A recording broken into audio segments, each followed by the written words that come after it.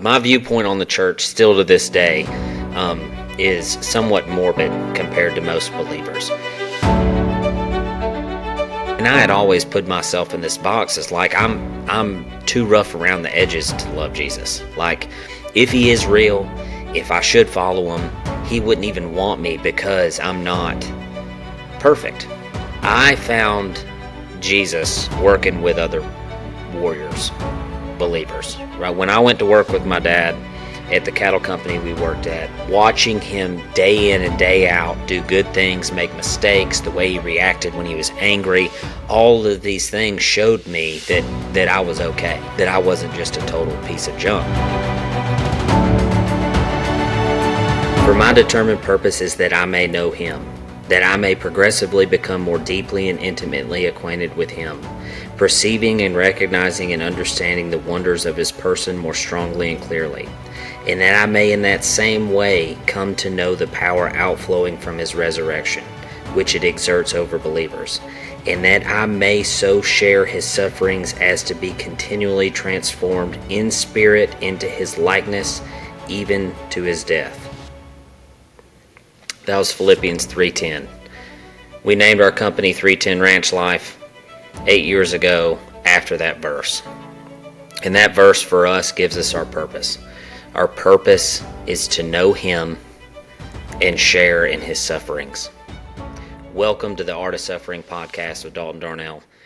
I've had a really good friend of mine telling me for the last 5 years that we should do a podcast, or I should do a podcast. And I've always been super reluctant just because I don't know very much. I really don't. And I've kind of come to a point in my life where I feel like my experiences, not only cowboying, but in life, in illness, in my family, that I have some things to share with you guys. And I think there's a lot of guys out there who would also love to share and help people along the way. And I think we always end up on an island with our suffering in a way that we can't really help one another. I listen to a lot of podcasts. I enjoy podcasts. The Wild Courage podcast, Jocko Willink. I love those guys. And I really like listening to them and the stories that their guests tell. And I think we can do the same here. So in this first episode, I kind of want to walk you through what my expectations are for the podcast, what my hope is to bring to the table for you guys, and kind of share my story a little bit. I want to share my story. I want to share other people's stories on here. So we can be united in our suffering, because there's not a guy out there, a gal out there that isn't suffering in some way, shape, form, or fashion. So I think it's very important for us to not live on an island, so to speak, to where we can really band together in our suffering and our transformation in order to be more Christ-like. So I'm going to kind of walk you through in this first episode a little bit of my background, a little bit of what I've experienced. My road to Christ was not your typical one, and I think not your typical as far as what you would hear in church, so to speak. So I think there's a lot of guys out there like me that have experienced Christ in this way and not necessarily surrounded by church people, and I think it's a cool one. So let's just start there. My viewpoint on the church, still to this day, is somewhat morbid compared to most believers. I've always had a really hard time with the church. Reason being is it seems like lots of pastors or preachers or anybody who's leading a congregation is going to preach on specific things for specific reasons. And it never really resonated with me to feeling like real life, right? There was always some nuggets in there you could take into your life and try to apply, but it was always this abstract idea or abstract principle that it kind of fell to you to walk into life with. And I've always kind of had a hard time with that.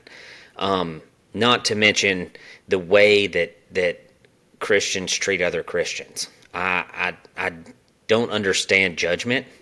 I don't understand judging other people or being critical of other people, because for me, the Bible is very clear on what we're supposed to do. And so I always had a really hard time when other believers would be critical of believers or even non-believers. And so that always kind of pushed me away. Little background, my granddad was a pastor, and I loved him. He was a very open and honest man. He was not judgmental in any way, shape, form, or fashion. He was very personable with me, and really, I credit a lot of me knowing Christ to him.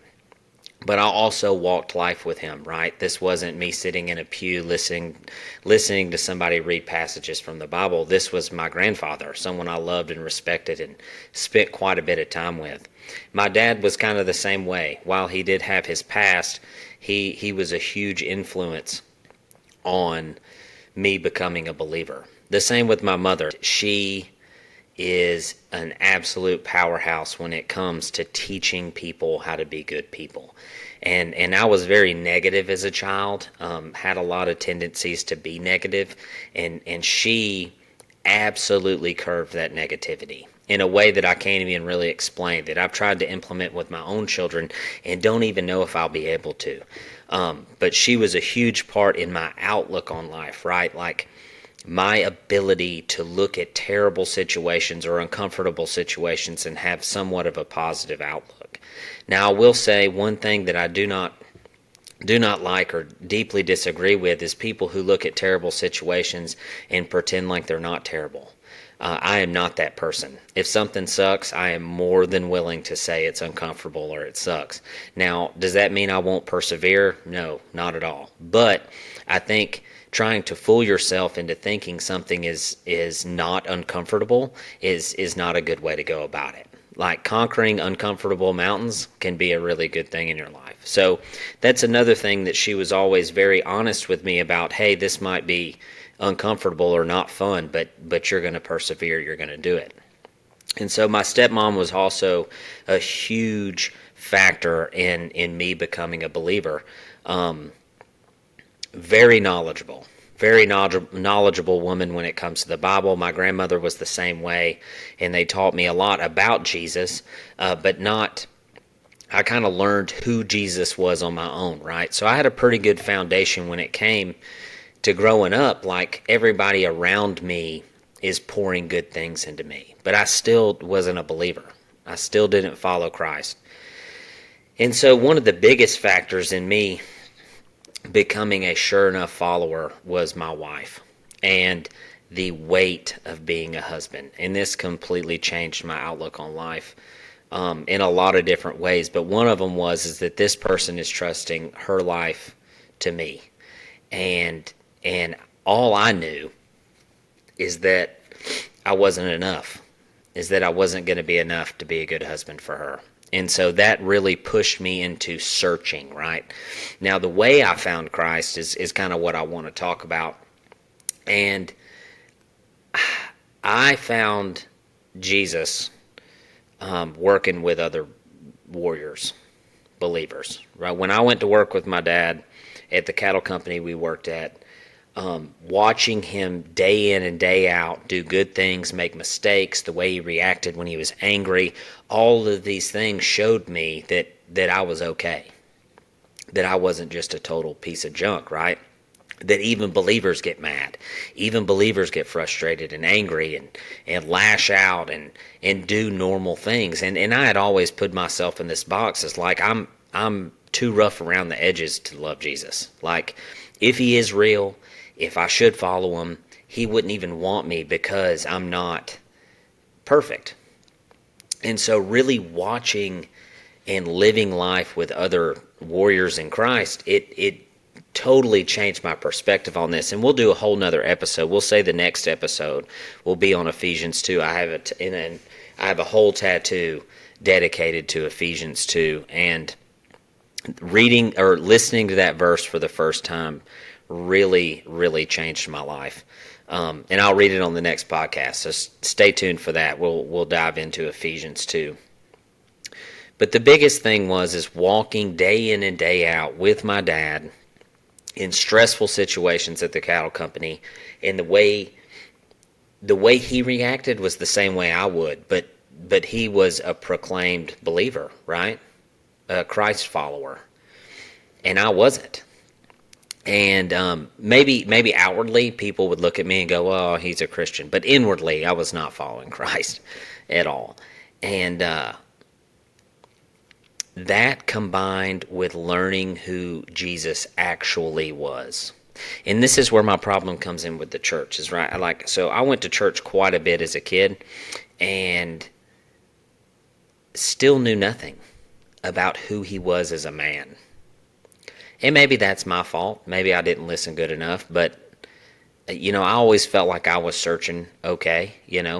But my dad gave me this thing called a Bible stick, and it's this little like MP3 player looking thing, and all it had on it was the Gospels. And they sent it on deployments with soldiers who were deploying overseas, and my granddad had got some, and he gave some to my dad, and my dad gave me one. And so on my hay routes, when I was putting out hay at the cattle company, I would listen to this Bible stick, dude. So I listened to Matthew, Mark, Luke, and John over and over and over, and got a really clear picture of who Jesus actually was, because kind of my perspective, or the way that I was looking at Jesus, was like, sure, maybe all this love your brother, turn the cheek, all this other stuff that preachers talk about worked back then, but the world that I live in, if you're candy, you get ran over. And I just wasn't going to be candy. I just wasn't going to be that way. And so as I started listening to the Gospels, you start learning who Jesus actually is, what his character actually is, right? We're not talking about bits and pieces to prove a point, or bits and pieces to match my sermon for the weekend. We're talking about the book through and through, listening to step by step who this dude was. And Jesus was an absolute unit, man.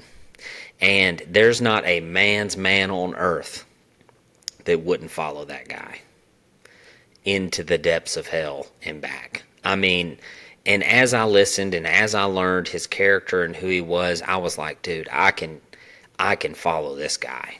I can follow this guy. And he would want me, even in the rough state that I'm in, which I'm still in that state. I'm just further down the road. Anybody who knows me personally knows that I'm pretty rough around the edges in most situations. And so it totally changed my perspective.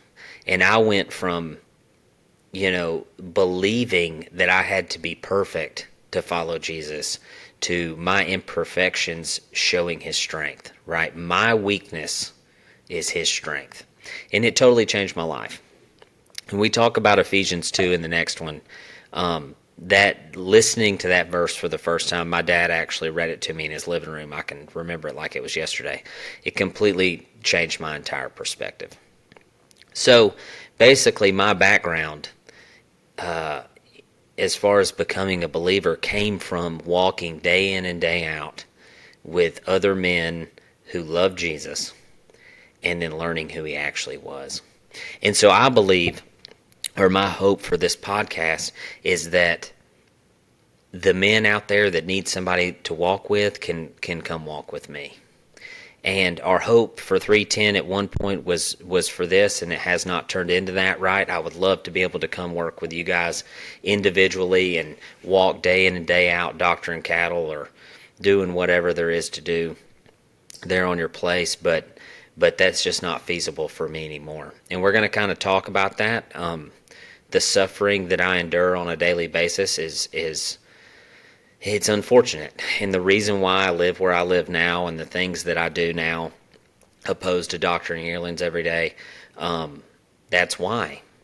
And the only way that I've been able to cope with that is knowing that I'm a son of the King, that he gave me the illness that I have for a reason, and the things that I have to carry, the cross to bear, so to speak, the thorn in my side, so to speak, it's mine to carry. And for whatever reason, Christ has asked me to do that. And so this podcast is my attempt to be able to walk day in and day out with you guys in a way that you can come to know him. Because you're going to suffer. That's a fact, whether you know him or not. But what I do know is that if you don't know him, the suffering will be far worse. And if you do know him, the suffering means something. And it will change your life completely. So with that being said, I'm going to talk a little bit about how suffering has changed my life. So about 4 years ago, I got diagnosed with an autoimmune disorder called psoriatic arthritis. And so most of you have probably heard of psoriasis, which is a skin disorder. And you get these nasty, it's not really a rash, it's like a plaque psoriasis. It just looks like a scab kind of, but it itches like a son of a gun. It's super annoying.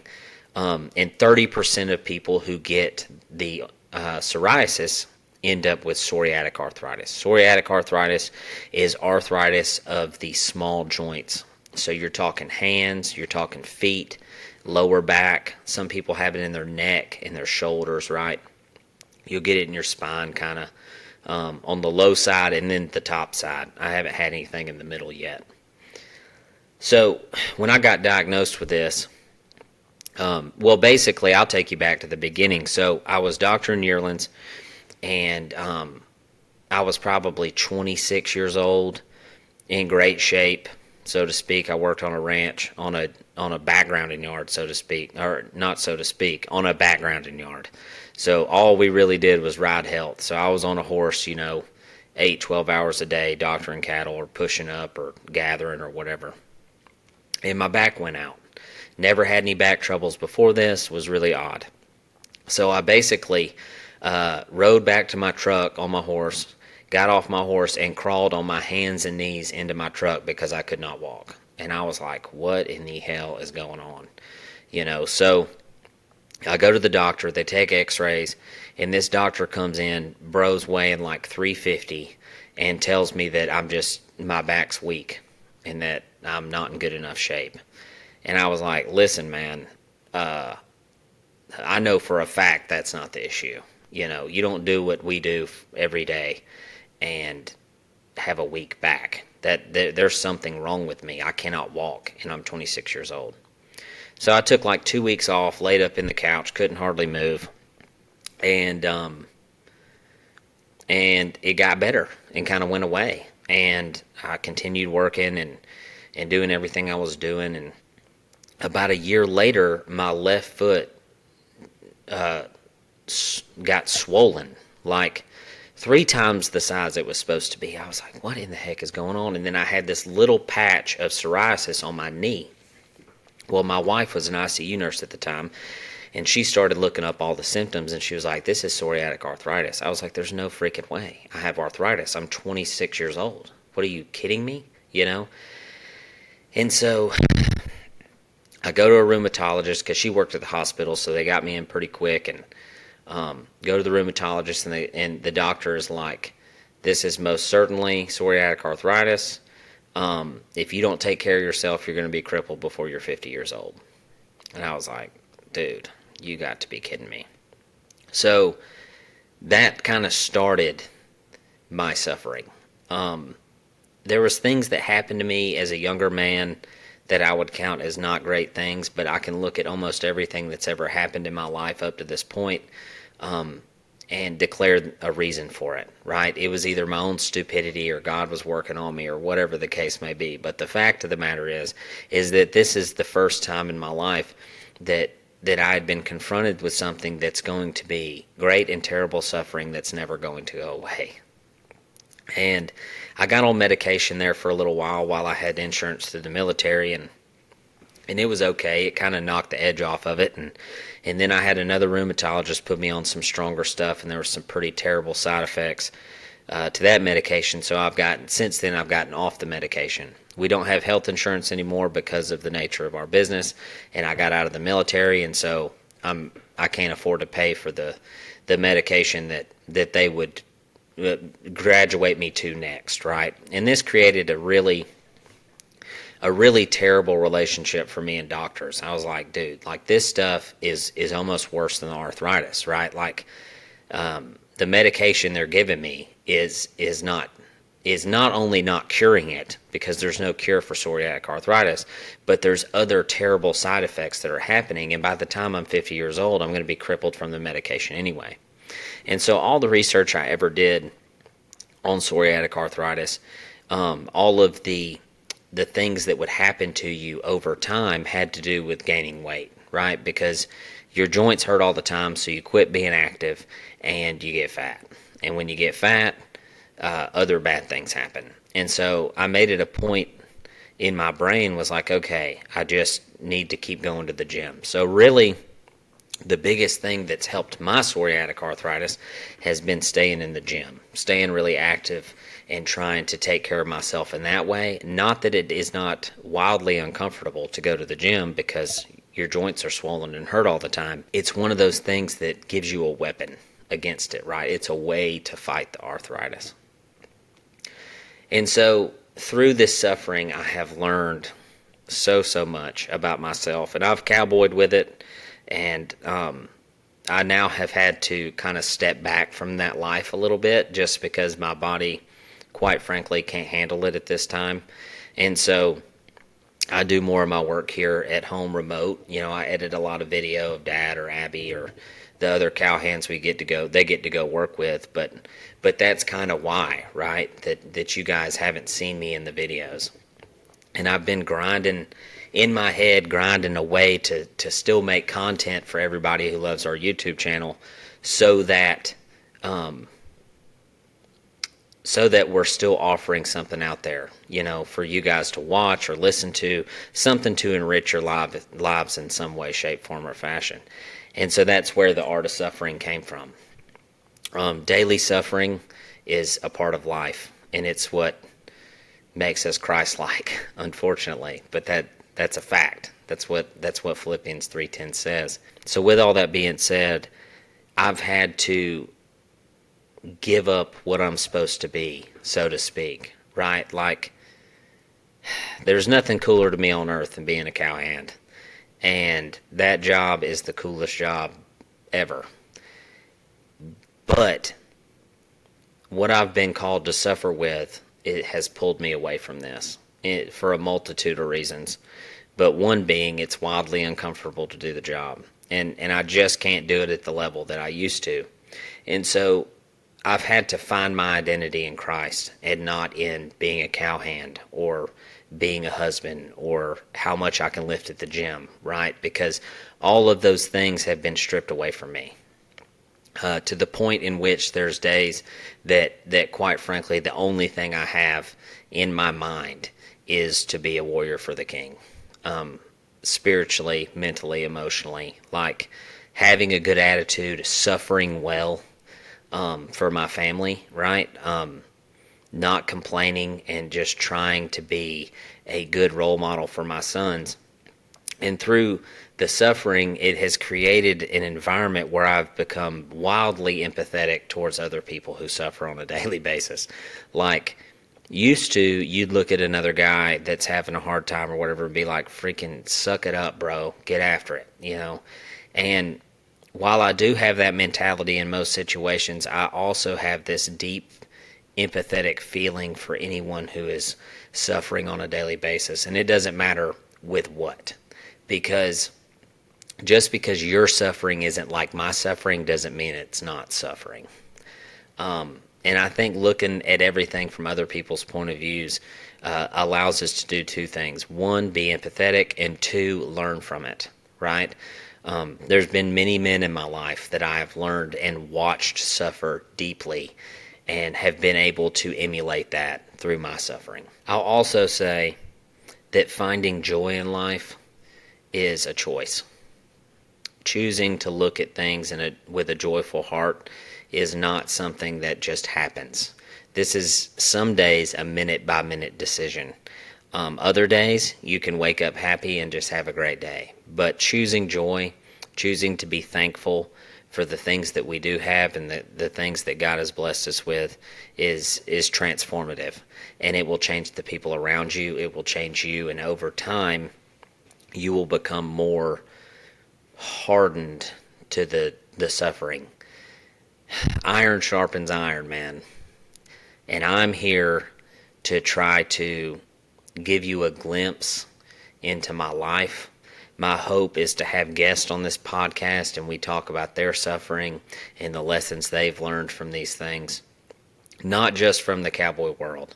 While cowboys are pretty dang good at suffering, from all walks of life, I would love to have discussions about the things that they find helpful through their suffering, and the things their spouses do, or the things their children do, or the parts of life that they truly enjoy, and how they can still be happy and be suffering on a daily basis.